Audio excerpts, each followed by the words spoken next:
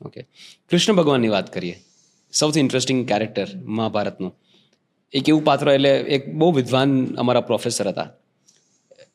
એટલે એમનું કહેલું હતું કે એટલે એમનું રિસર્ચ બહુ ઊંડું, હવે ખબર નહીં કેટલું સાચું કેટલું ખોટું, પણ એમનું રિસર્ચ એવું કહે છે કે મહાભારતમાં અને આપણી માઇથોલોજીમાં કે આપણી હિસ્ટ્રીમાં જેટલા મહાન કેરેક્ટર્સ બતાવવામાં આવ્યા છે કે જેમની પાસે અપાર શક્તિ, દેવીય શક્તિઓ હતી, એ બધામાં કોઈને કોઈ જેનેટિક મ્યુટન્સી હતી.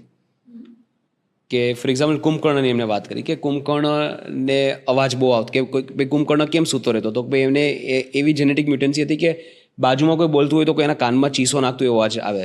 1 માઇલ દૂર અગર ઘાસ થડવડતું હોય તો એનો અવાજ એને આવે. તો આજુબાજુમાં એટલો બધો અવાજ થતો હોય તો હી વોઝ સિડેટેડ, કે એને સૂવું જ પડે એવી રીતે. એટલે આવી એમની વાત હતી.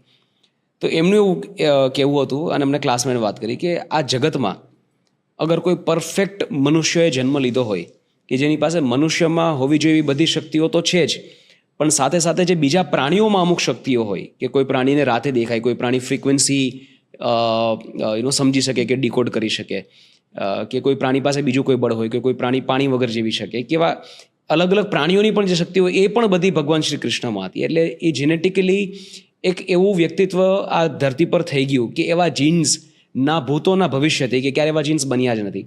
એટલું પરફેક્ટ મનુષ્ય અવતાર શ્રી કૃષ્ણ ભગવાનનો હતો. આ એમને ઉલ્લેખ કર્યો હતો, કે ઓક્સફર્ડથી ભણીને આવેલા, અને એમને ઉલ્લેખ કર્યો હતો.